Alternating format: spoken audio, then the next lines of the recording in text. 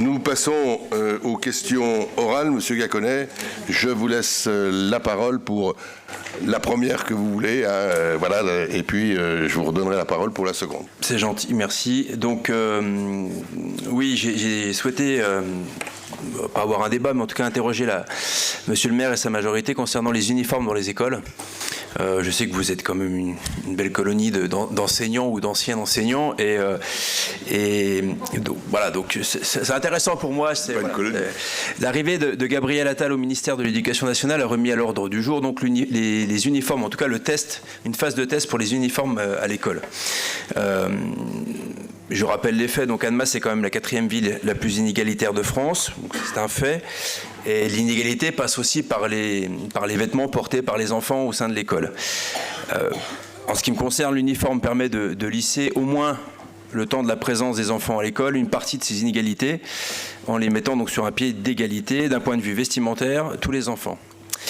L'uniforme facilite également la vie des parents d'un point de vue financier et organisationnel au quotidien. À cela s'ajoute un sentiment d'appartenance, et ça c'est ce qui m'intéresse aussi pour la ville d'Annemasse, qui a toujours un petit problème de fierté, en tout cas de dire qu'on vient d'Annemasse, donc je pense que ça pourrait être aussi intéressant. Voilà, et renforcé tout au long de l'année. Bon, j'ai bien conscience que le port de l'uniforme ne réglera pas tous les problèmes actuels de l'éducation nationale. C'est vrai que quand on écoute, en fait le problème c'est quand on écoute les arguments du gouvernement et les arguments de l'éducation nationale, enfin en tout cas les enseignants demandent plus de moyens, demandent une revalorisation de salaire, donc pour eux c'est vrai que c'est pas forcément leur priorité et j'en conviens bien, mais c'est vrai que moi je me place aussi du point de vue des parents. J'ai la chance d'avoir un enfant qui porte l'uniforme depuis 3 ans et c'est vrai que tous les matins c'est quand même plutôt relax de se dire que finalement on n'a pas à se poser la question de savoir comment on va l'habiller, de ne pas avoir la pression des enfants en disant j'aimerais tel vêtement et tel vêtement de marque. Voilà, donc je pense sincèrement que l'uniforme coche beaucoup de choses et donc j'aimerais savoir si la ville d'Annemasse, en tout cas pas sur tous ses élèves, mais pouvait participer à cette phase de test proposée par le gouvernement et pouvoir affubler ces joyeux élèves d'un polo à l'effigie de la ville d'Annemasse. Voilà, donc j'aimerais déjà connaître la position de monsieur le maire et de son majorité sur ce point. Merci. Eh bien, monsieur Gacquenay, je vous remercie d'avoir posé cette question. Je vais être sans détour, hein. Je ne vais pas engager un débat sur les intentions du gouvernement concernant cette proposition d'expérimentation. On pourrait débattre, voire polémiquer. C'est pas le lieu et c'est pas l'occasion, mais je vous réponds d'entrée, et je vais essayer de vous dire pourquoi, que la ville d'Annemasse n'est pas candidate. Voilà, les choses soient claires.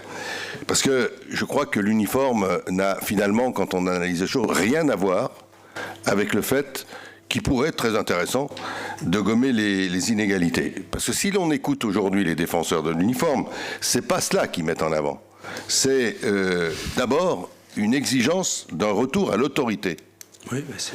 Eh bien, moi, je suis d'accord sur l'exigence du retour à l'autorité. Mais le retour de l'autorité publique, c'est un vrai défi pour l'école et ailleurs dans la cité, l'autorité d'une manière générale. Hein. Je pense que dans le débat sur le quartier, on aura aussi l'occasion d'en parler.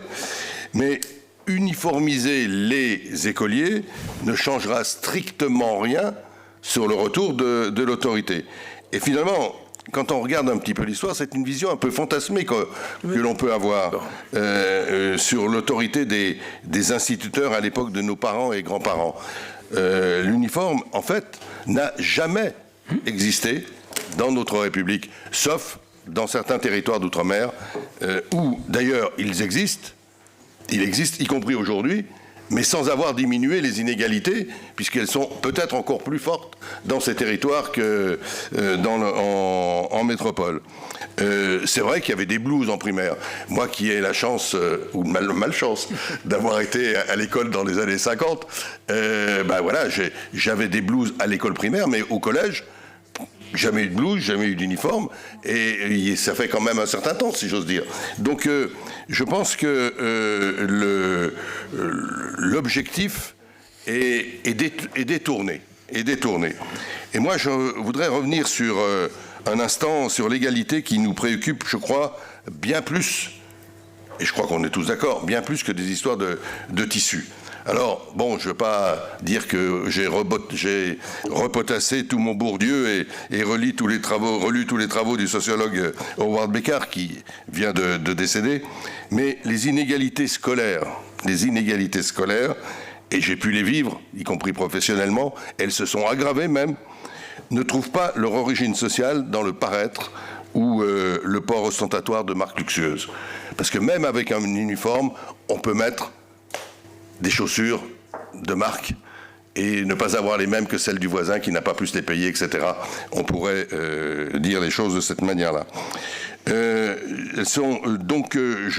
pense que ces inégalités, elles sont pour l'essentiel aujourd'hui et de tout temps dues par la reproduction sociale qu'entraîne l'école et son fonctionnement aujourd'hui, dû au capital culturel, à la présence ou non des parents proches ou à l'aide aux devoirs, proches de leurs enfants, capables de pouvoir le faire, est en mesure de pouvoir le faire, sur la présence ou non de livres à la maison, hein, sur la lecture en famille, sur l'accès à la langue de la République, sur la capacité à se concentrer, à travailler seul en dehors d'une salle de classe, et je pourrais en ajouter.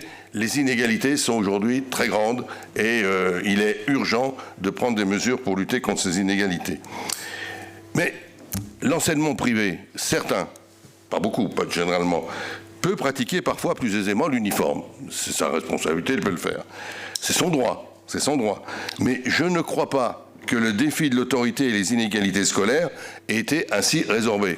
Je pense même, et c'est quelque chose qui me gêne beaucoup d'une manière nationale, que malgré des efforts que je reconnais, l'enseignement privé n'accueille toujours pas la même diversité sociale que l'enseignement public. Pas au même niveau. J'ai parlé des efforts, mais alors pas au même niveau. Les chiffres sont là, parce que sinon ça se saurait, y compris dans les écoles d'Annemasse. Je prends un autre exemple, le Royaume-Uni. On cite souvent le Royaume-Uni dans cet exemple-là. C'est sans doute l'une des sociétés européennes où le port de l'uniforme à l'école est le plus répandu. Pas partout. Et d'ailleurs, souvent là où il n'existe pas, c'est l'école publique la plus ségrégative. Là où il existe, c'est souvent des écoles privées, et le Royaume-Uni, vous le savez, c'est une des sociétés les plus stratifiées en classe sociale et où les inégalités pèsent très fort dans les parcours éducatifs. Aujourd'hui, on peut même dire que l'uniforme en Angleterre, enfin au Royaume-Uni, est une marque de la ségrégation sociale.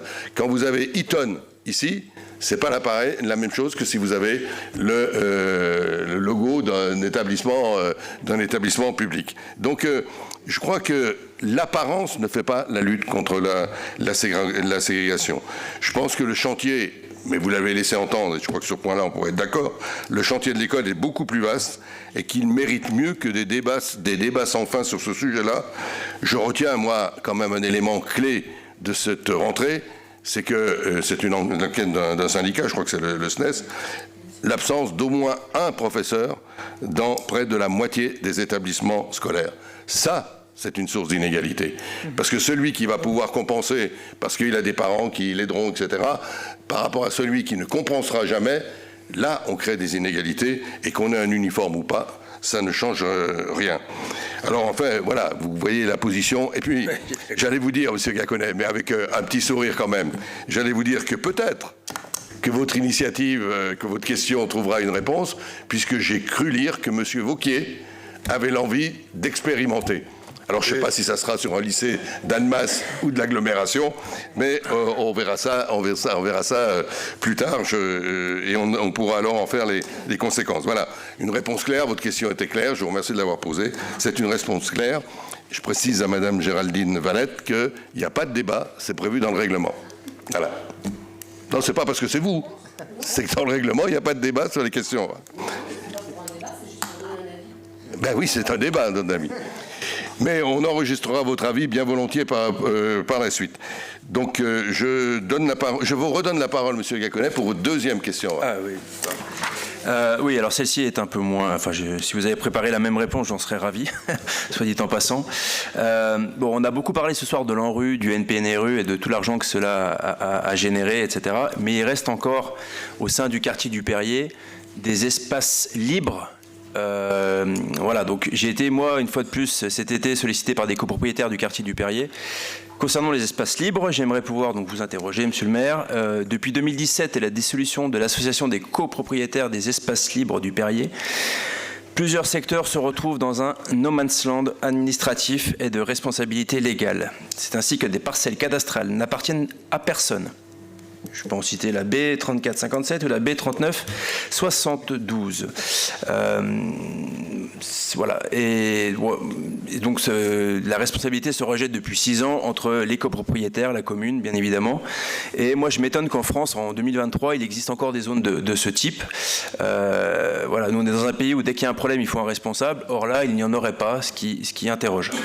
Alors, les espaces verts sont effectivement gérés par la commune. C'est ce qui m'a été répondu par les services.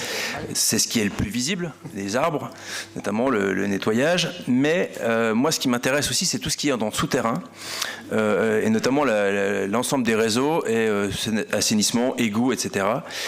Personne ne souhaite prendre à sa charge financière, c'est par exemple un curage des égouts, et parce que ça fait partie des zones libres. Donc ça fait 6 ans maintenant que cette association a été dissoute. Je sais que c'est un long serpent de mer pour mettre d'accord tous les copropriétaires.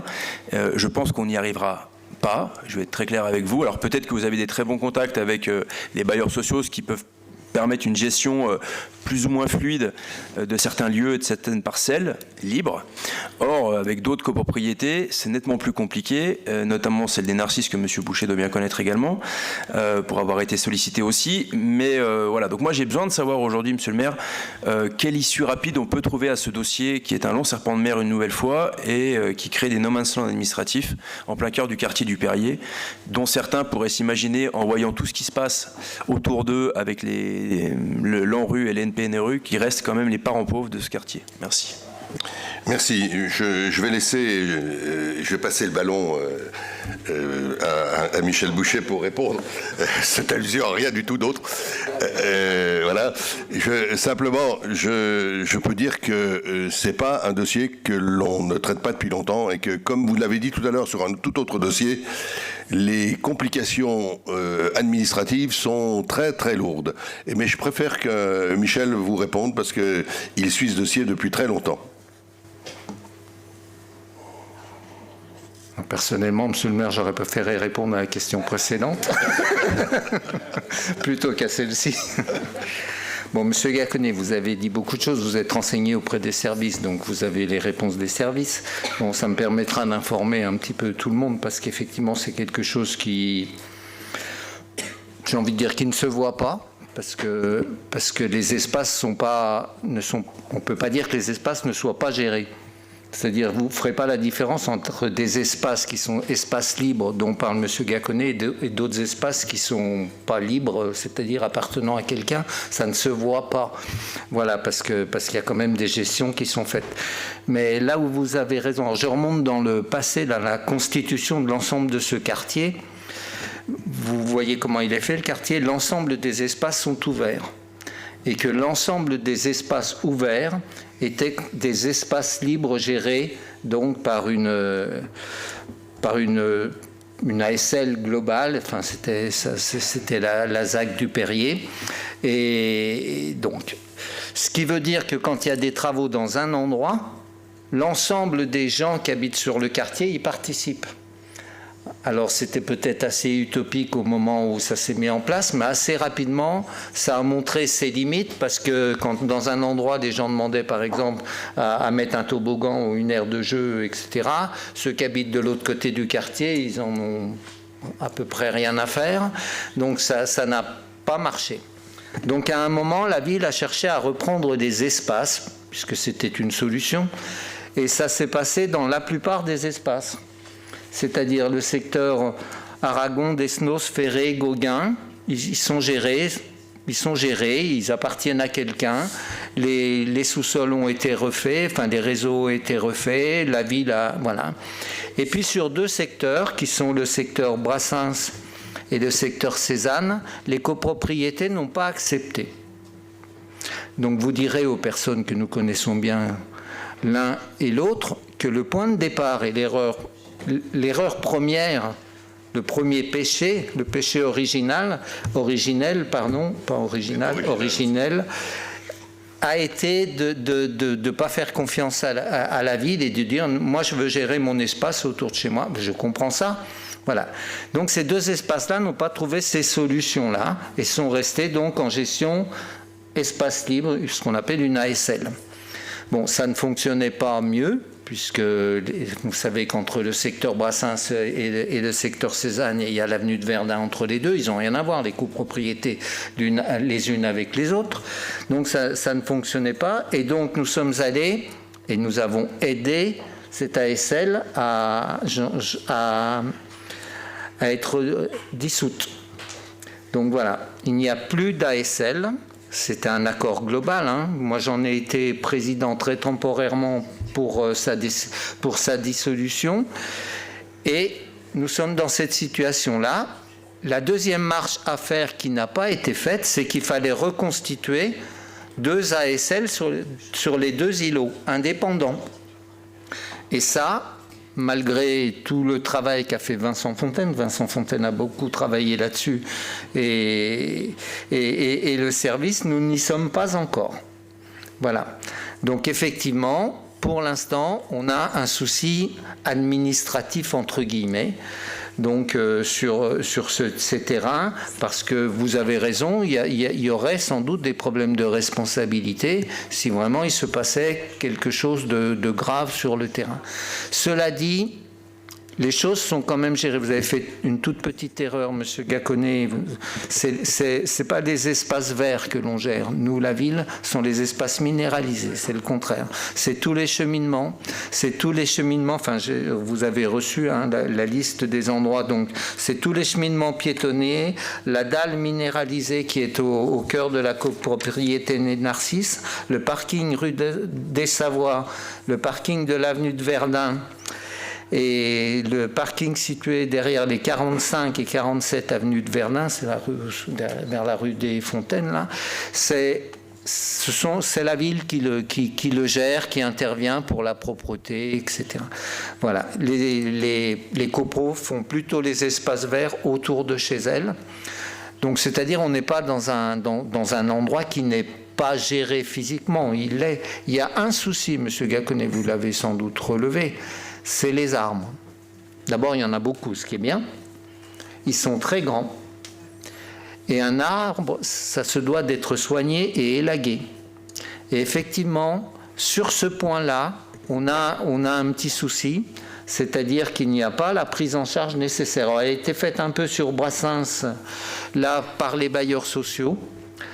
L'an dernier, je crois, il y a eu un élagage important donc sur le secteur Brassens. Sur le secteur Cézanne, mais c'était surtout sur Brassens qu'il y avait le plus de dangers potentiels de branches qui tombent, etc. Donc, sachez que nous intervenons quand il y a un souci. Sur les arbres, c'est arrivé, hein, donc quand il y a un danger, on intervient, mais effectivement, normalement, on ne devrait pas intervenir parce qu'on n'est pas chez nous. Voilà. Donc, l'issue, Monsieur Gacquenez, je ne vais pas prendre un pari avec vous, parce que je pensais réussir à ce que l'issue soit à la fin du mandat précédent. Et voilà, peut-être ça sera la fin de ce mandat-là, peut-être, ou pas, je ne sais pas. Mais là, on s'allie les forces des bailleurs, Haute-Savoie et Habitat, et Haute-Savoie Habitat et Alpad, en fonction des secteurs, sont présents sur les secteurs et ont une part importante du nombre de logements et des millièmes, entre guillemets, de ces ASL. Et donc, nous les avons relancés fortement. Donc, on a des personnes référentes maintenant, Madame Tempête et Monsieur Ménard, Madame Tempête et Madame Ménard, donc pour faire avancer les choses. Mais j'ai envie de dire, la balle, elle est aussi dans le camp de ceux qui vous sollicitent, là. C'est-à-dire dans le camp des copropriétés. Donc il faut que sur l'espace Brassens et sur l'espace Cézanne, il y ait des accords entre les copropriétés et les bailleurs. Nous, on veut bien être facilitateurs, hein, on l'a été, et voilà, de façon à ce que, tout en gardant, c'est pas parce qu'ils vont reprendre les espaces officiellement, moi je m'engage à ce qu'on garde ce qu'on fait dans la gestion. C'est-à-dire, ça veut pas dire qu'on se retirera de la gestion, nous, hein. C'est pas ça, ils le savent très bien. Par contre, on n'ira pas effectivement plus loin. Parce qu'au moment où ça a été proposé, ben peut-être avions-nous un peu plus de moyens, je ne sais pas. Et puis vous l'avez dit, le problème, il n'est pas dans ce qui se voit, il est dans ce qui ne se voit pas. Et dans ce qui ne se voit pas, quand on a repris les espaces, je pense de Gauguin, de Ferré sur les aménagements, les bailleurs, les copropriétaires et les bailleurs, ils ont refait les réseaux pour mettre à disposition de la ville des réseaux qui soient nickel. Et ce n'est pas le cas sur le secteur.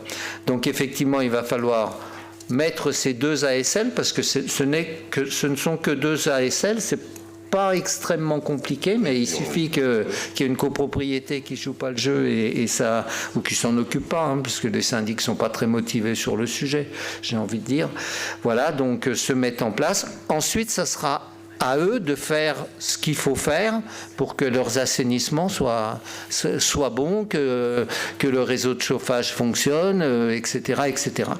Voilà, donc c'est pas simple, mais je pense qu'on va aboutir avec l'aide des bailleurs, on va mettre nos forces avec l'aide des bailleurs pour sortir de cet imbroglio administratif qui n'est pas un imbroglio de gestion sur le terrain, encore une fois. Merci. C'est vraiment une situation complexe, hein, je pense que, mais avec toutes les influences que les uns peuvent avoir, si on peut avancer, ce serait la meilleure des solutions. Voilà, on a pu répondre à vos questions. Avant de clore le conseil municipal, je vous rappelle que le prochain a lieu un mercredi, et non pas le jeudi, mercredi 11 octobre, toujours à 18h30. Et à ce moment-là, on vous communiquera la date du conseil municipal privé dont j'ai parlé tout à l'heure, hein, qui devrait se tenir dans les 15 jours qui suivent. Je vous rappelle quand même des manifestations importantes, hein, le Léman Blues Festival, le 15 et le 16 septembre, ce vendredi et samedi, en vous précisant que le marché du 15 a été maintenu, mais qu'il est déplacé exceptionnellement sur la place des marchés, hein, et non pas sur la place Libération. Je vous rappelle aussi que samedi et dimanche, ce sont les journées européennes du patrimoine, et qu'il y a tout un programme, voilà, qui est là, disponible. Un peu plus tard, la semaine d'après, on a le festival Friction, théâtre, danse, cirque et musique, organisé par Château Rouge, le Casino et la ville d'Annemasse.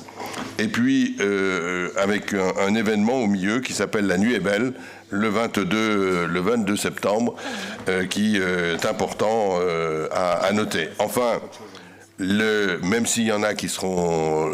des travaux seront déjà lancés, on en a ici, rue des Vétérans, mais l'événement que l'on veut le plus populaire possible, le plus large possible, aura lieu au Parc Montessuie le samedi 30 septembre de 14h à 18h, avec notamment beaucoup d'animations pour les enfants, et tout cela, bien sûr, comme notre volonté de tout ce qui se fait dans la rue, sur l'espace public, soit gratuit, ce sera également gratuit.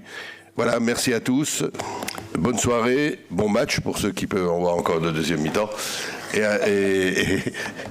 à très bientôt. Merci. Pardon. Il était en premier.